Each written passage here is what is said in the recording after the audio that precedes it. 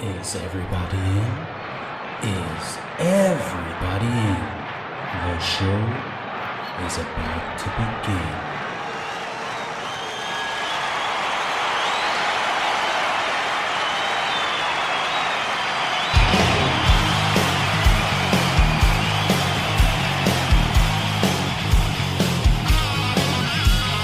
Welcome to the podcast, concerts that made us, interviews and stories, tales from the bus. We love taking you back to when it all went down. The greatest live shows and the cheering crowd sound. It's concerts that made us, concertsthatmadeus.com.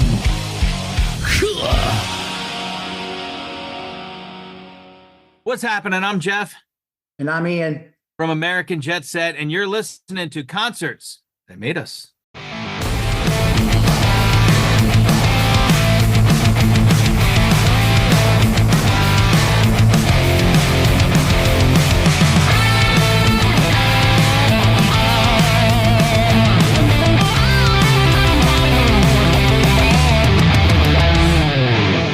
Decades of decadence, but I still feel the demon locked away my evil twin. I buried all the bones, my blackest days behind me. My beast is waking up again. Walls start shaking, flames start blazing. You know there's nowhere left to run.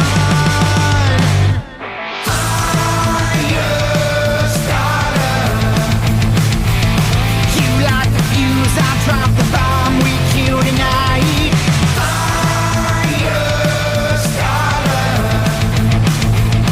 Burn, burn, we're gonna watch 'em burn. Unchained the monster, now it's feeding all my energy. Revenge has made us more than friends. My heart is crumbling like the embers of our enemies. My love, it's time to rest again. Now you're fading, flames start blazing. You know there's nowhere left to run. Firestarter. You light the fuse, I drop the bomb, we kill tonight.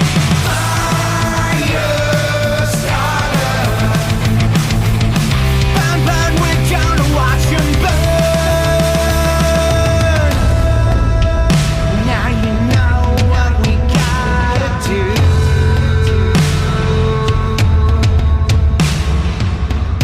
Run, run, now you know what we're gonna do.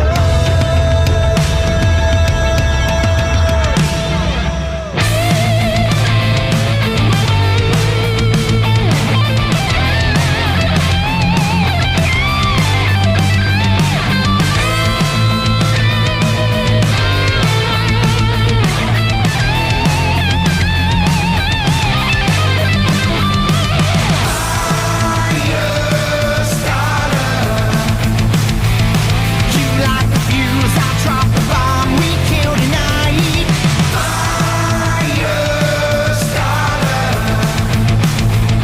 Burn, burn, we're gonna watch 'em burn.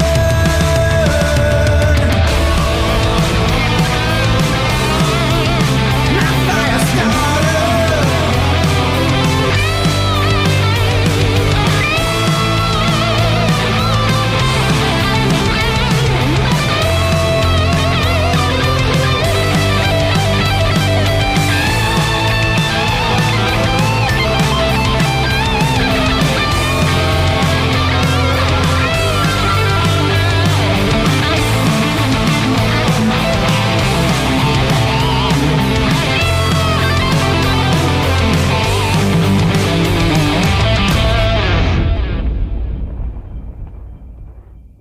Ian and Jeff, you're very welcome to Concerts That Made Us. Hey, thanks for having us, man. Yeah, thanks for having us. It's great to have you now. I'm looking forward to diving into your music over the next bit. So, American Jetset recently released Firestarter. One hell of a song. Take us a bit deeper into it. Thanks, man. Yeah, we we were sort of in between records. Like we're actually recording our next record now, and we were in between records, and we had been writing and writing and writing, and I think we had a handful of things that we wanted to put out as an EP, and then we ended up deciding to go into the studio, throw them together, and then release them as singles one by one as all of the holidays were hitting. First, it was Halloween, then it was Thanksgiving, then Christmas. So everything kind of hit and it worked out really well. The Firestarter was by far like the fan favorite, the band favorite. Obviously dips into old Motley Crue and a whole bunch of other stuff that we really love, and just felt like the right thing to go into that period with. Yeah, yeah. It's funny you mentioned Motley Crue because I'm not sure if the camera can pick it up. There it is. Nice. And when it comes to making new music, then what does the process look like for you guys? I mean, I think it happens in a couple of ways. Like, a couple of records ago, before COVID, the band was in a room all the time together. And, we were going in and with, our bass player likes to say, I'd go to the bathroom and then I'd come back and we'd have two new songs, So that was a really fun way of doing it. And we still do it that way. But then there's also a guy, one of us, me, guitar player, whatever, will go and kind of cook up a demo or two and come in with those. And sometimes I come in with whole songs that I'm just like, hey, what does everybody think of this? And then they either give me a yay or nay, and then we move forward with two. So I think it just works in any number of ways for us right now. I think if COVID had never happened, we'd probably be still doing everything in the same room, the same way we were at the time. But thankfully, we were able to explore a couple of different avenues. Yeah, yeah. And you mentioned that you recorded a load of songs, released them as singles. What do you think of the whole, the way that's supposed to be the better way of doing it now compared to releasing an album? What do you think of that whole thing?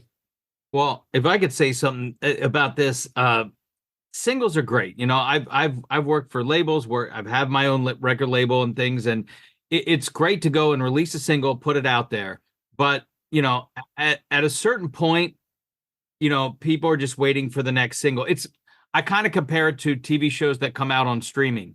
Sometimes, they'll drop the whole season and you end up watching it in 2 days, and then you can't wait for the next. And then, when you get it where they release it once a week or once every once in a while, you get frustrated with that. So that's kind of what happens, I think. When you put out a whole album at once, like maybe not all the songs get the attention that they deserve. And after 6-9 months, people are waiting for the next record. But if you can space it out with singles, it can work. I mean, there's many different ways you can do it, but we like to sell merchandise live, and we still do CDs and vinyl, even cassettes.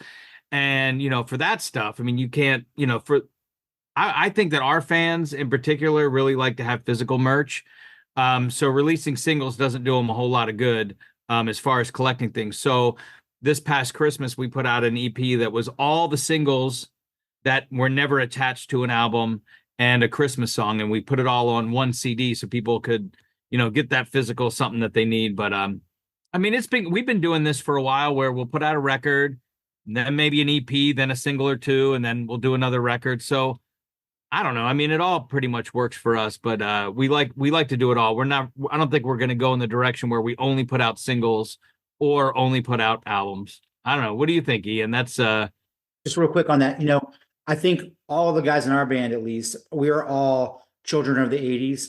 So there's something to be said from my point of view for a record, something that actually is sequenced for a reason and is an experience by itself. And so while we record music for, hoping that people will like it, in large part, we're just doing it for ourselves. And in that regard, I love listening to records. And so the singles are fun for me, but we always love to have a theme. I hate sounding like the concept record guy. We're not, King Diamond or anything, obviously, but all of the records are themed, and there's something about that where you can kind of tie that theme throughout the songwriting. There's something to be said for that.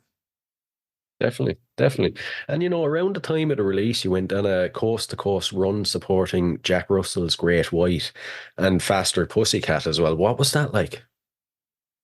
I mean, I think, we started this band back in 2019, 2018, something like that.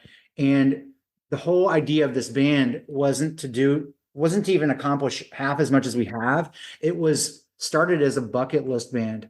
Like we started this band and started writing down bands we wanted to play with, if we had our way. And so I think we crossed off almost every band the first year Yeah. that we were together. And then we started adding new bands to the list. And so Jack Russell, Faster Pussycat, LA Guns, Tom Kiefer, all the bands we've played with have been it's been amazing. So to say that run was amazing, all of it's been amazing because it's all been sort of like, dream territory, if you will. Yeah, yeah. I have to ask, what do you learn when you're playing on that level with those guys? Well, there's a couple things. I'll bring up one part of it is that, one of my favorite things to do is to kind of cater our show and cater our set list to the folks that we think are going to be there. So it's fun to go, oh man, we're going to play the Faster Pussycats crowd in LA, on, the day before New Year's Eve. And so we kind of plan on it that way because, we know we do have our own following that come to the shows, and that's great. But we know that a majority of the people are going to be fans of that band that we're playing with. So we really try to do the best we can on, picking the exact songs we're going to play and how we're going to address them because, we're playing for them. They're not, it's pretty interesting, but it's been pretty fantastic the whole way. I mean, all these crowds have accepted us like, well better received than I I thought it could happen. It's been great every single time. And it's been everything from, even like we played with Mike Tramp from White Lion, and it was him and a guitar and another guy and a guitar and a drum machine. Like that was their show.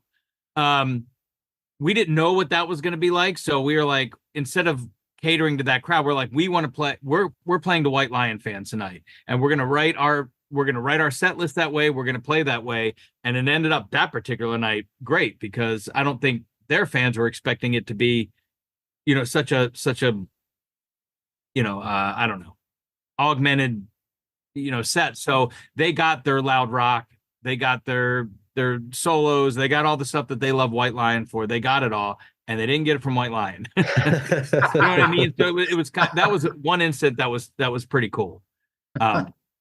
Also, you learn one thing I learned that night is sometimes you write a song that sounds way too much like an artist. Well, like right before we go, I'm like, dude, can we play that song? Because they're going to do the, It might sound a little too much like Little Fighter. Yeah.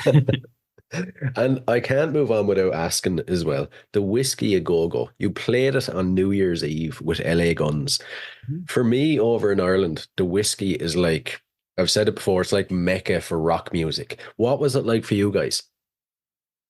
Well, I think that was our 9th show there. I think we You're used to it, so it's great. Well, we're used to it. Is hard. You never really get used to playing on that stage just because of what it is. I think that excitement builds up. Even I think like right before the pandemic, Kiss played there in full makeup. Def Leppard played there a few years ago. Like bands that are not only established but well into their Hall of Fame career still go back and play there. So it's pretty wild. But we get to play out there a lot. It's my favorite part of being in the band is to get to go out there and play as much as we do. It's awesome. The first time I played there was before I was in this band, but the first I played there, I remember going up into the green room, and this was back before they rebuilt the green rooms there. And the first thing you see is Tommy Lee's giant signature on the wall. And there's just an experience about being in those green rooms, being on that stage, and just being in that spot. Los Angeles has always been a second home to me. It's become a second home to the band. And I would say that it's by far, Los Angeles in general, not just the Whiskey, but it's by far our favorite place to play outside of our hometown. And I think on some level, we almost consider ourselves an LA band at this point, because I think we have probably more of our fan base sits on the West Coast than it does on the East Coast at this point.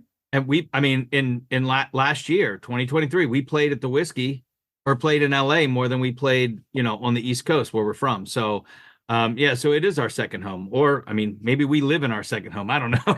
But as far as the band, it pretty much exists over there more than over here for sure. But I will say something outside of the Whiskey. being in a club like that, there's a handful of them in the US. CBGB's is closed. There's certain places that were there, certain that remain. The whiskey is number one. But what Ian was saying, you're being in those dressing rooms and getting ready to walk on those stage that all those things happen in is pretty wonderful. Maybe 15 so years ago, I got to play at First Avenue in Minneapolis, where Purple Rain was filmed. And the first thing I wanted to do was go back into that dressing room and look at that scene from that movie. It was so iconic. The thing is that at the whiskey, a lot of the things that you see in the movie and TV are recreations of it. I'm pretty sure wasn't Ian, wasn't that show the Daisy and the Six? Yeah. Like they did some scenes there, and No, they didn't. They rebuilt the entire venue in right. to shoot it.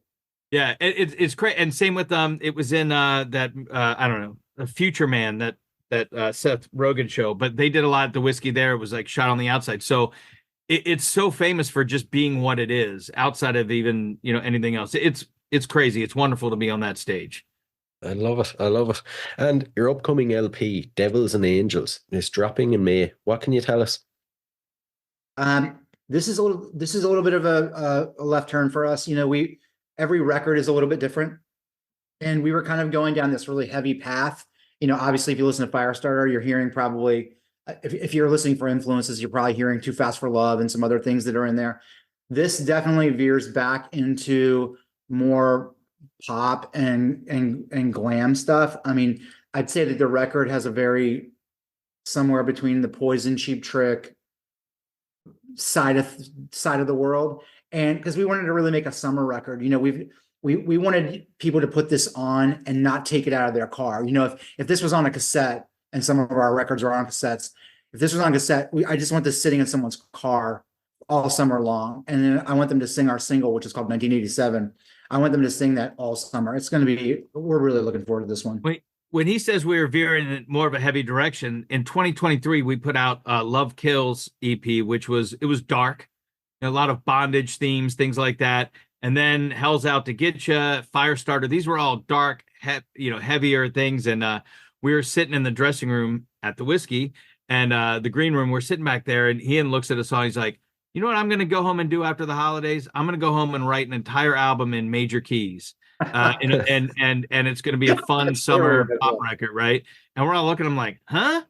And what do you know? We take a little time off at the holidays, and then 2 weeks into January, he's like, "Here's the album, it's done. Here are all the demos." And dude, it's all like poppy, major key, fun songs. I mean, it still gets heavy. It's still loud and crazy. It sounds like us. I mean, it sounds right. like It still sounds like us, but it's definitely in a little bit of a direction, which is going to be great when we go to put together our set list for live shows this year, because we'll be doing the heavier, darker stuff and some of the, stuff that you'll be able to jump up and down to and scream out, have a good time to, chant along. There's a lot of really arena type anthems and choruses here. So. Right. I have to ask, what sound are you most comfortable with then, since you flip-flop between dark and poppy and heavy rock? I think that maybe it's confusing to kind of hear it with how we've described it, but I don't think there's a differentiation in the sound at all. I think it's just because the band sounds identical to the way it's going to perform on this record versus the others. I think there was a leaning toward more darker themes, right? This record is it's a more of an anthem rock record, so it's a little poppier in terms of the keys, but I don't think there's a difference in sound. In fact, someone said, "Is this a progression?" Someone asked me in an interview if it was a progression.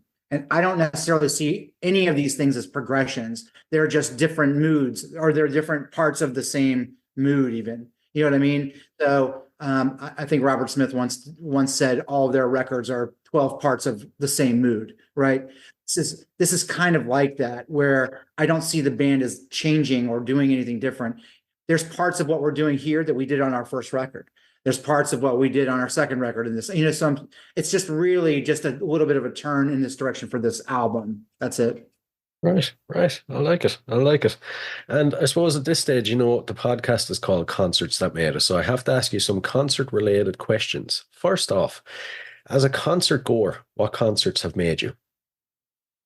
I would say it was probably 1992, summer 1992. I saw Fishbone for the first time, and they'd always been a band I loved. But I've never had a live experience like that. They were wild from beginning to end, switching instruments, playing two instruments at once the whole time, and the way they whipped the crowd into a frenzy was awesome. So that was 1992. Leading into that, I was going to a lot of, like these metal concerts and hair metal concerts and all this in the late 80s, and you were getting more of that full arena effect. Motley Crue, I saw Motley Crue and Poison and David Lee Roth and all the Van Halen, all the bands that you would think that you would see at that time. And seeing that and loving it, and then a few years later getting to see it with maybe 2,000-3,000 people and the whole crowd moving the whole time. I think that changed kind of how I want to perform. That was a big change for me when I went and saw that experience. Right. Sounds like a hell of a concert. Oh, it was Primus was opening for Fishbone. I mean, how 1992 can you get, right? Yeah. It was a wild night, definitely. Yeah, so for me, I mean, probably a combination of things, but when I was a kid, I lived with musicians in my house. My mom dated musicians. We had roommates that were musicians, and one of the bands that she used to hang around with and know pretty well was a band called Kicks. If you know of Kicks at all, they used to be called the Shoes back when I was 9 years old. And so she would drag me around to bars, which apparently was okay at the time in the 70s, right? And we'd go see them, and I sort of watched that happen up until I was in my late teens, and was in love with just watching bands perform, especially because that band's so dynamic live. And then after that, in 1984, I think my very first concert was actually seeing Van Halen in 1984 at God, what was that, Jeff? In the Beltway Capitol Center. Yeah. And I think you can still find that show online, funny enough. But Autograph opening, right? Yeah, Autograph. And that changed my life. That was amazing. That changed everything.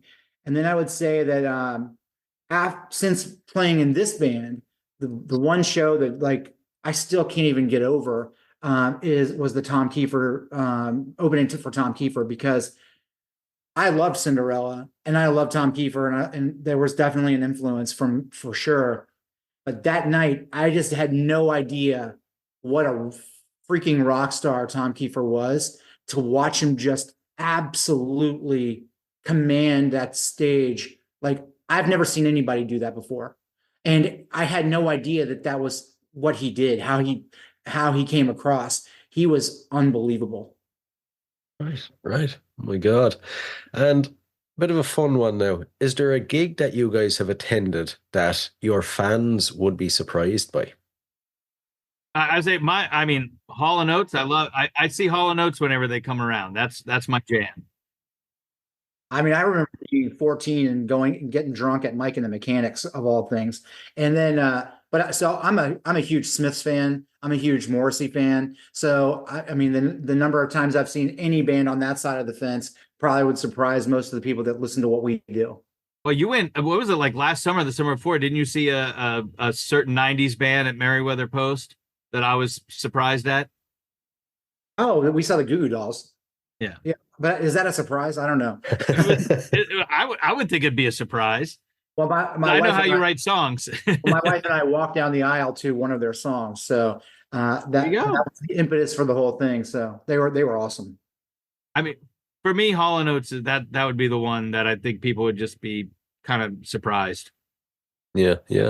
And, the moment we're all waiting for any listeners that haven't been lucky enough to catch one of your shows, what can we expect? Lay it all out for us. Well, we back on the road again in late April. We're going to be opening for the 69 Eyes on, I think, April 11th. And then if Jeff has it up, maybe he can tell you the rest of it. But I know that we're playing M3, which is the show that happens before M3. And that is on a Thursday in May, I think May 3rd. Am I right on that, Jeff? Right. If you have the rest, that would be great. I was just saying that off the top of my head, but I think it's May, a week later, and May 10th, we're playing with Trickster outside of Baltimore. And then in the first weekend in June, we're going to be back at the Whiskey with, who's that with? Pretty Boy Floyd? And DeMalls. and DeMoss, Pretty Boy Floyd and DeMoss. What I would say to expect if you're going to come out and see us at the Whiskey or maybe one of the other shows is that typically we're playing with a national touring act. Usually we're in front of them, right? So it's a little smaller of a space right there. But I think by like the second song they'll forget that we're set up, we're closer to them. And they'll forget that the drums are set up in front of another drum. And I think that they'll be surprised because even when a good amount of our fans come out to see us, there's still a majority is there to see, the headlining act. And they're be prepared to be surprised. I think you're going to be surprised at how much you like an opening band. We put a lot of energy into the show, and we convert a lot of fans for sure every single time we play. Right. You sound like one of them bands that the main act is going to be like, we're not having them. They love us. They love them more than they love us. It may have happened a couple times. Yeah, I'm not saying anything. How do you make the leap then from, the opening band, the support band, to where the national guys are? I mean, obviously it would be sales and support in the live arena. Go ahead, Jeff. No, I was going to say, I mean, that is the biggest jump there is. There's no bigger jump than being an opening band to being a headliner band, because you have to take that step back and you go, okay, well, that's great. Well, we can headline this next thing, but it's still the same amount of fans at that point, right? Without the sales or without more exposure, it's still the same size. So, would I rather play to, 75 of our fans and 300 of someone else's fans at the Whiskey? Or would I rather play to 75 of our own fans in a corner bar with the dartboard behind me? I like playing to the bigger crowds, and it happens to work for us. I think we're really selective on the shows that we're on, and I think that we don't put ourselves in a place where we're put in front of a bunch of people who, at the end, probably wouldn't dig our style of music. Well, and the other thing too is, it all comes down to presentation. Our band presents well in large theater environments because the kind of music we do, what we need out of the audio, what we need out of the lights, what we need in terms of the background. So it's better for us to present ourselves in front of another band because they're going to be playing a larger theater, right? And the other thing that we are to these bigger bands is we're a great package, because when these promoters are putting together opening shows, they're selecting people that they can sell that show better to. And people's minds change when they know that we're on the bill. That happens all the time. We play a local place called Tally Ho, and that is a lot of times the deciding line for folks getting tickets. Right. And I love asking this question now. Out of all the gigs you guys have played, is there one that's maybe the highlight that stands above the rest that just went perfectly? Well, I think Ian mentioned his. Yeah. when we opened for Tom Kiefer. Is it the same for you? Mine was, there's been a lot, but we play with Living Color. And that was cool with me. I don't like them more than the other bands we play with, but it was just really, really cool. And I got to spend a lot of time with drummer Will Calhoun, who was an idol of mine. So that was really cool. But playing with Steven Adler at the Whiskey, that show was sold out. It was wild. And probably this past the night before the LA Gun Show, this past year, we played at the Whiskey with Faster Pussycat and Foxy Rocks. And Foxy Rocks. Get that mixed up. And that was a fantastic show. That was packed wall to wall. Everybody was partying their faces off. That night I really felt like it was 1989. It just felt like that in the building. So that would probably be some of my favorites. I think that we played. I loved playing the Mike Tramp thing at M3. That was an M3 VIP party specifically for people who had VIP passes to the festival. So you knew that this was the crowd who really loves this kind of music, because if they're spending several $1,000s on a ticket to a show, and then this is their exclusive chance to come in and see Mike Tramp and us, and I think we blew the roof off. So that was really a big highlight for me. Yeah, well, Tom Kiefer show was definitely like a highlight. I'd still say that our shows with either Stephen Pearcy or Steven Adler at the Whiskey were by far my most like if I was going to tell this to somebody in, 20 or 30 years to my kids, I'd tell them about those shows, because the show we did with Stephen Piercy there was like the most 80s show of all 80s shows, because I mean, there was so much stuff going on around the event. Like the whole green room was filled with strippers. There was like a threesome going on right next to the merch booth. I mean, it was insane. It was such an 80s environment. It was crazy. I picked the right show to bring my kid to. I'm walking through the backstage going, oh, dude, it ain't like this. And he's like, wait. And then he started asking me the ages of the guys that were in that band. And he was like, they're still doing that? I'm like, he is. He is. Some of the other bands, they roll in separate vehicles. You don't even really see them together, and they get dropped off from their vehicles and stuff in front. And then you got guys like Stephen Piercy, where him and his band party like it's fucking, 1984, and that they can handle it. And maybe they can. I don't know. I didn't see him the next day. I don't know how that went down, but boy, was it a fucking party, man. That was something else. Man, sounds like the ultimate gig.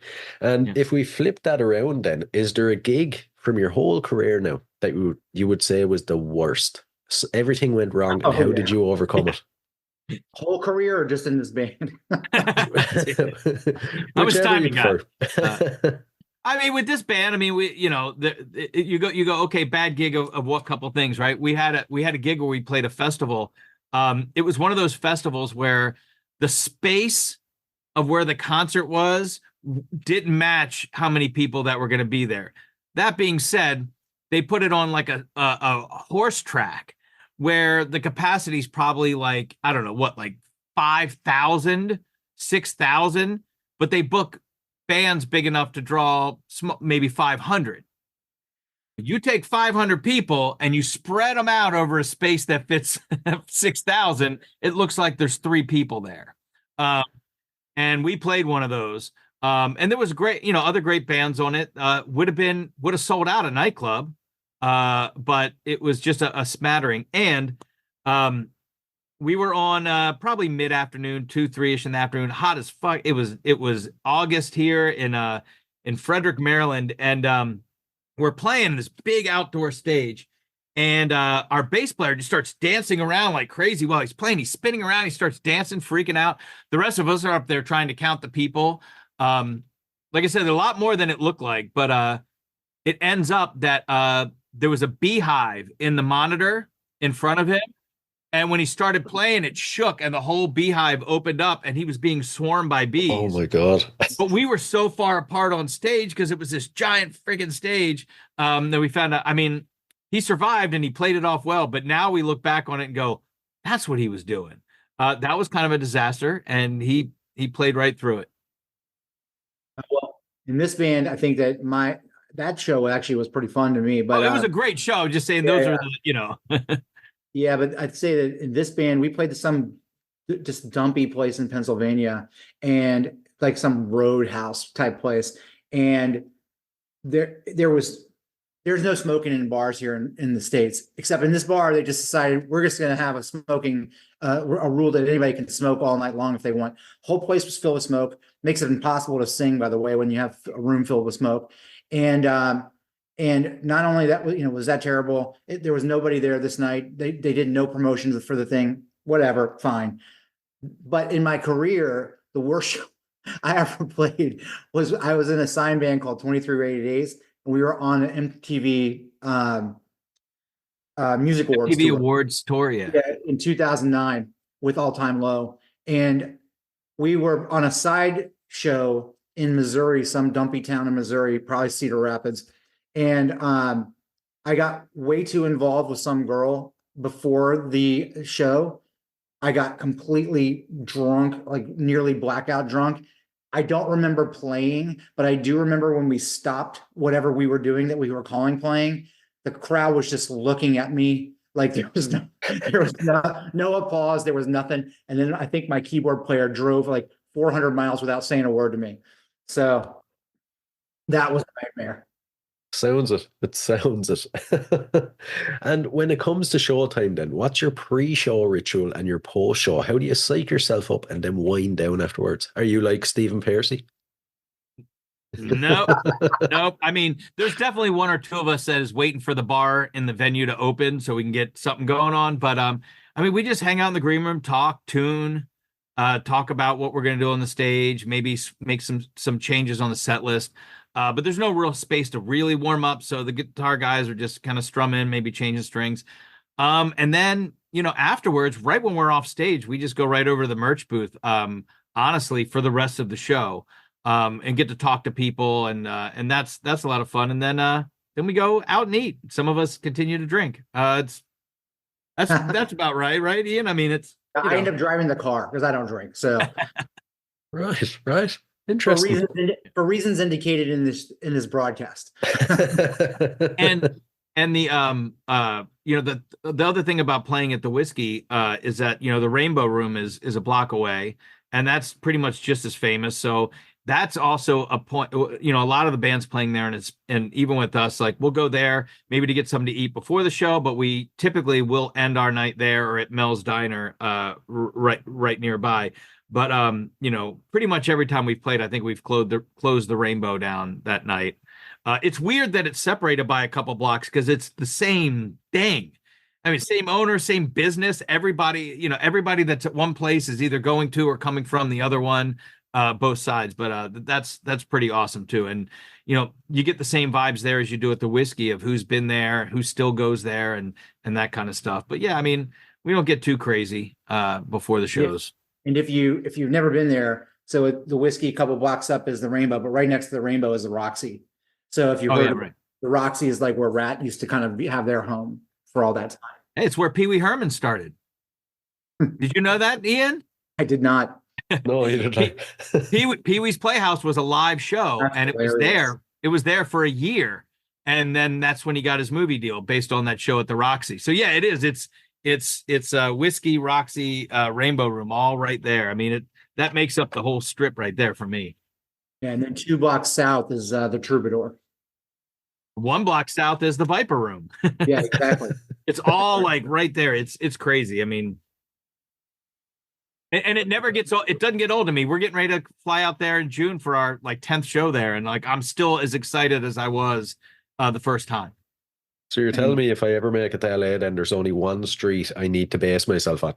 Well, I would go a few more blocks because there's a hotel at the end of it all, and then you could really do everything right there. But yeah, I mean, that part of Hollywood right there. I mean, a quick, Uber ride around there, you can hit like all the famous record stores and all of that stuff. It's all right there, and it's pretty awesome. Just beware Airbnb listings that claim to be in Beverly Hills. Yes, we did that. We're like, wow, an Airbnb in Beverly Hills. Holy shit, we'll take it. Wasn't in Beverly Hills, man. Lovely. It backed up to an alley behind some sketchy stuff. Yep, that's right. Okay, I'll watch out for that. So before we dive into the last couple of questions, then we've heard about the LP, we've heard some of the dates. Is there any other future plans you want to let us in on?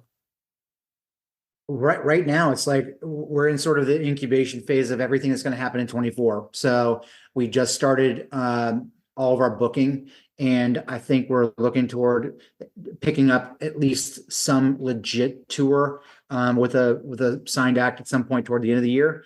But that's sort of like under wraps. We're not really ready to announce anything, and if you're following our pages, you'll be the first to hear about it. Yeah. I think with this record, I mean, we're going to ride this record out. We really want to push it as far as we can. I mean, we're not going to stop at one video. If we want to do some more, we'll just keep going with it.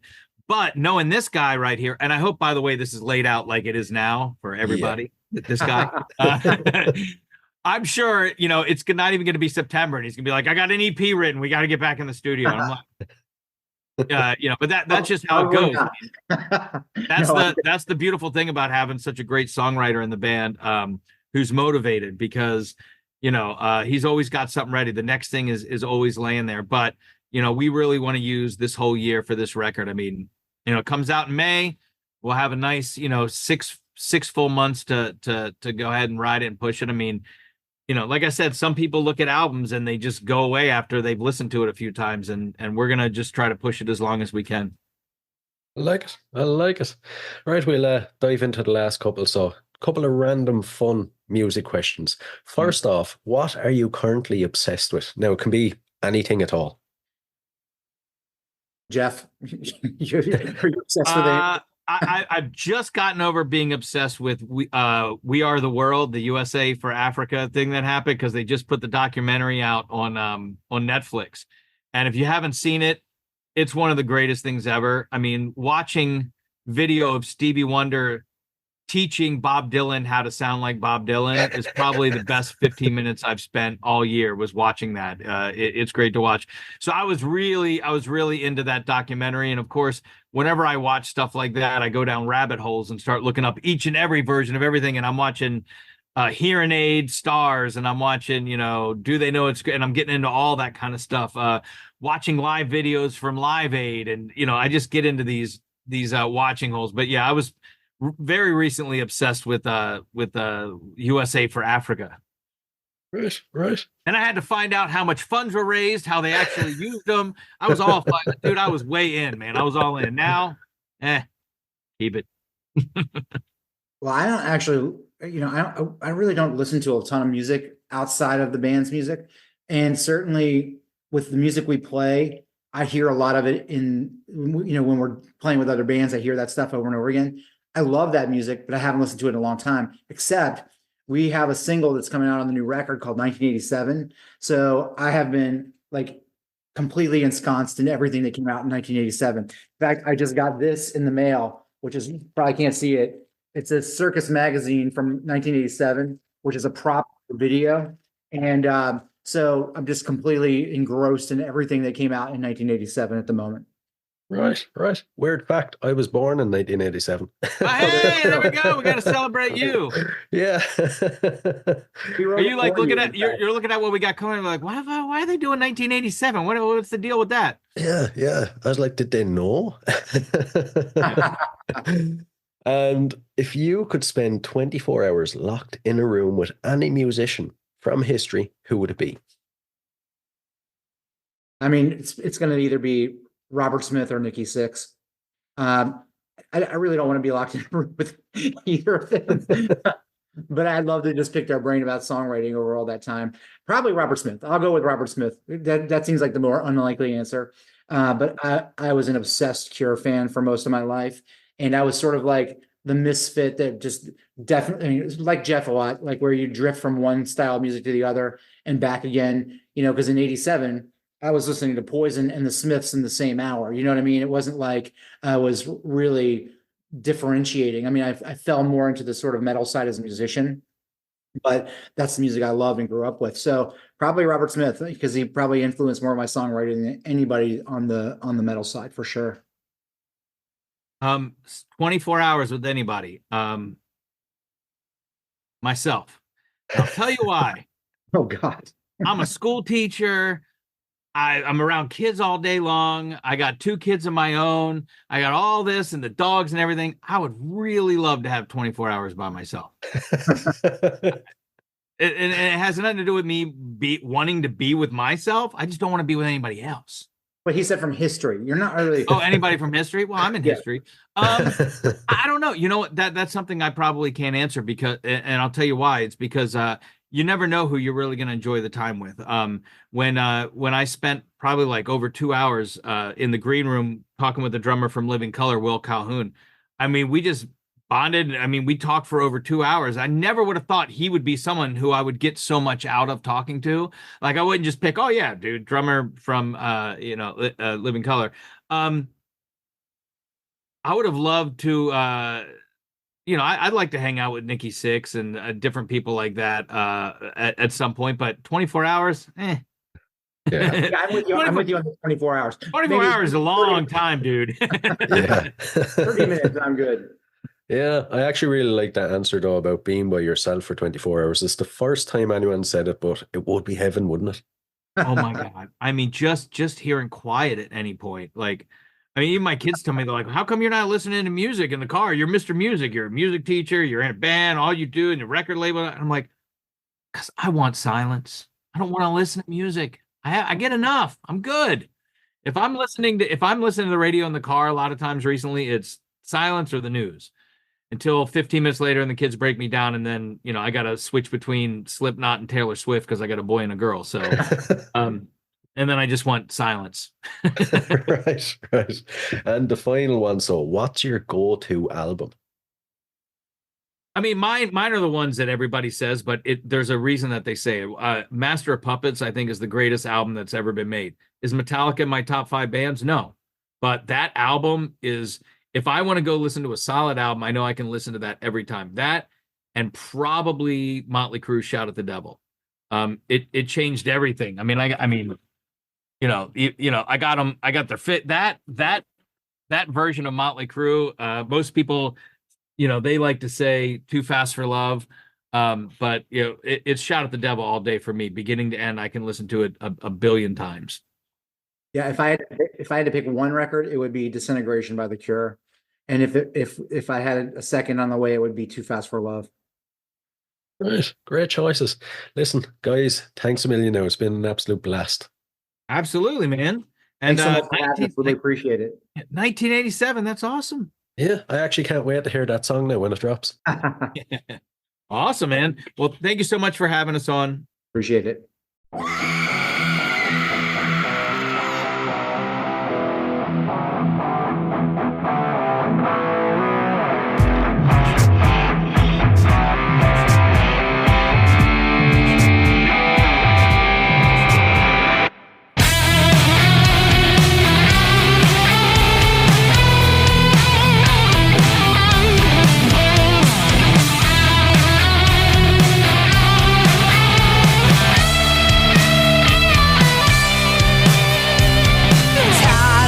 Tied down up against the wall. It's what you wanna be, but what you need is to be unbound. So I'll cut you down. I'm your forever, your dominator, and now you're begging me, please. It's time to let go. Black hearts and bloody bruises. Your world won't be the same again. Keep cussing, now you're losing all the pain you once neglected. Day in, day out, anytime at all, I'm in your head again. Looks like your collar was lost and found. Now you come around. I'm your forever, your captivator, and now you're begging me, please, taking it slow. Black hearts and bloody bruises. Your world won't be the same again. Keep cussing, now you're proving all the pain it once protected you.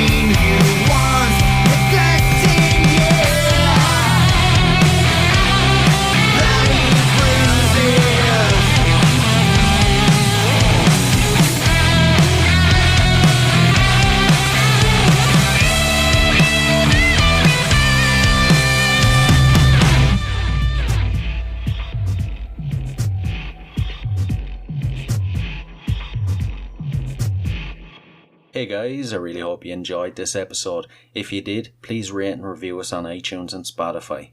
And if you're interested in signing up to Band Builder Academy, use the link in the show notes below and enter the code CONCERTS and you'll receive 10% off. So, until next time, keep rocking.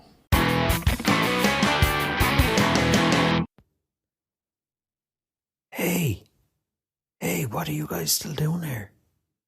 The show's over. It's over. You can go home. Go on. We'll see you next time. We'll be here. Bye.